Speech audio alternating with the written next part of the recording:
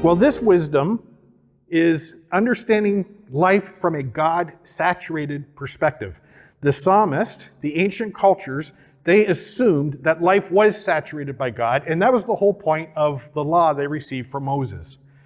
That God would reveal himself, he would be knowable, he would be relational, unlike the gods of the nations around, and I've talked about this a lot in our time in the Old Testament, how the other nations did not understand that God was knowable, and they made God up based on their imagination. That's why the Egyptians and the others had polytheistic societies. Every time there was a problem, they invented another God to solve that problem. The God of Scripture, though, is the one who saturates life. And wisdom is being able to take what we know, what God has revealed of himself, which now we have the entire Scriptures. Back then it was just the first 5 books of Moses. And taking that and saying, what do I know about God and his nature and character and what he has created in this created order, and how do I live in such a way that I fulfill my role as his image bearer, walking as a good steward. Being able to put it into a context of a life saturated by faith in God. And that's what Psalm 1 is about. What does it look like to have a life saturated by faith in God? So verse 1, blessed is the man who does not walk in the counsel of the wicked, or stand in the way of sinners, or sit in the seat of mockers. And we can see the progression there. This is poetry. It's very obvious. It begins by walking, and then when you stop walking amongst those who reject God, you're standing with them. And once you stand with them for a little while, you get tired, so you sit down. And the psalmist is drawing this picture of moving first. I think the idea is moving away from God, and then being comfortable of hanging out with people who do not live faith-saturated lives, and then finally becoming part of the community of those who reject a faith-saturated life. So blessed is the man who does not do this. And then there's a contrast in verse 2. But his delight is in the law of the Lord. That this is a revelation of how God has revealed himself, this God that otherwise would be unknowable and a product of my imagination. How can this God then be known, and how do I relate to him? And the fact is, he wants to relate to me. So I delight in his law because I see in there his nature and his character and his care for his creation. I see there not just the rules, but the stories of how God created us and made us his image bearers. I see there the story of redemption, so that when I do make a mistake, there's forgiveness and there's grace. And a wise man, the psalmist says, puts his delight in the law of the Lord. Not the law in the sense of the rules, but in that set of writings in which God introduces himself to those whom he has created. And it's a picture of something that brings you great satisfaction and joy. The beauty of the story of Abraham and of Noah and of Rebecca. And I love how throughout the book of Genesis you see a theme that the Lord saw, or the Lord remembered Noah, for example. And the Lord remembered or saw Sarah. And the Lord remembered Joseph. And the Lord saw and he remembered the slaves in Egypt.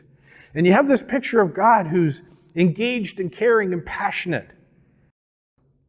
Verse 3, he is like a tree planted by the streams of water, which yields its fruit in season, whose leaf does not wither, and whatever he does prospers. And this is where we can run into a little bit of trouble, because we can look at this and say, well, here's a promise. If I do everything right, then God's going to prosper me. The psalmist, if it was David, we don't know who wrote this psalm, but certainly the Psalms are full, as we have seen previously, of the brokenhearted cry to God. My God, why have you forsaken me? How long, O Lord, must I suffer? So this is not a blank check where God says if you have the right inputs, you'll get the desired heavenly outputs. This is an expectation that if I take delight in seeing how God does saturate my life, then he will nurture me. And we'll come back to this imagery in just a moment, that we would be, or a wise person is like a tree planted by the streams of water. We're going to come back to that when we wrap this up. Then there's a contrast in verse 4. But the wicked are not like this. Not so the wicked. They're like chaff, which the wind blows away, and therefore the wicked will not stand in judgment, nor sinners in the assembly of the righteous.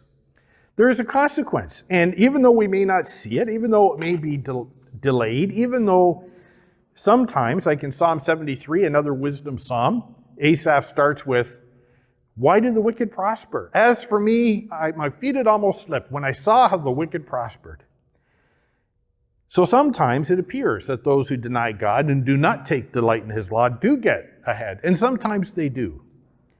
But the context of the wise person puts this into a God-saturated life that includes all of life, and he ends up in verse 5 saying, "These people will not stand in the judgment." And there was that anticipation that all of us would someday stand in judgment before God. There will come a time when their shortcuts and their attempts to perhaps portray an image of loving God, they didn't leave the community of faith, they were still part of it, but their lack of a true heart commitment and passion for God would be revealed, and there would be that reckoning before God. But then verse 6, "For the Lord watches," or "because the Lord watches over the way of the righteous." And the psalm starts with, "How blessed is the man who doesn't do these things, but commits himself to righteousness. He takes his delight in the law of the Lord." And then verse 6, "Because God watches over the way of the righteous," even when it doesn't make sense. There's still a God-saturated perspective in that. God is still aware of what is happening in the life of the righteous.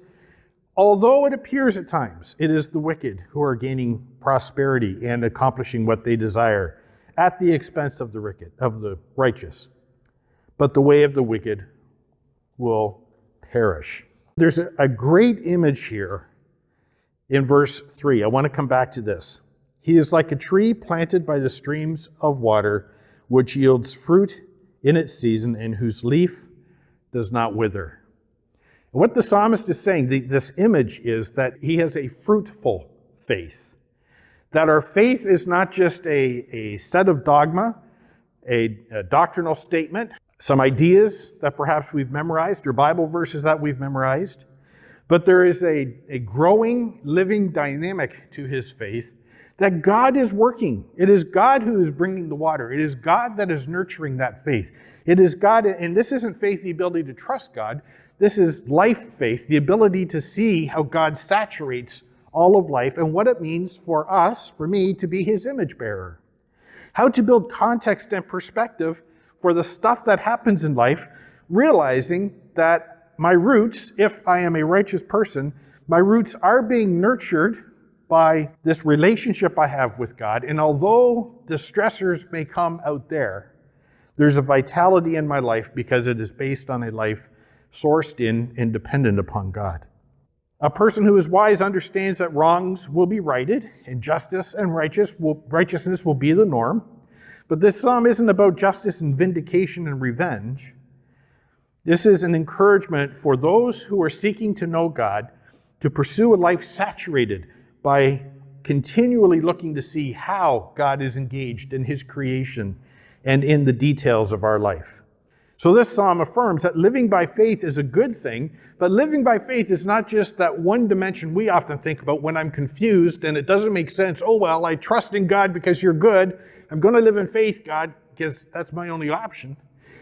This living by faith is expressing in all of my life, my relationships, in my stewardship, in my presentation of Christ, in my daily choices, that what I believe to be true about God influences and saturates the totality of my life. If you were to say to me, who are examples of wise people today, I would say Corrie ten Boom, who was able to survive a concentration camp under the Nazi regime. What kept her going?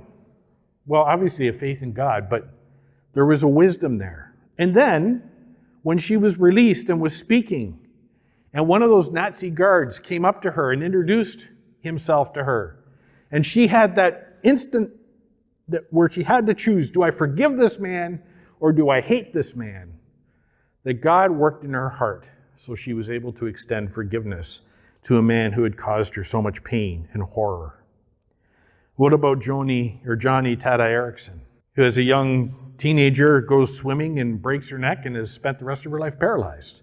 And if you've read her story, you know the bitterness that she went through and asking all the questions, God, why has this happened to me? And through a process has come to understand that God is still working and redeeming his situation. And a wise person has that faith-saturated, God-saturated life that recognizes I don't understand, and yet no matter who I am or what I do, I can still be a faithful representative of Christ.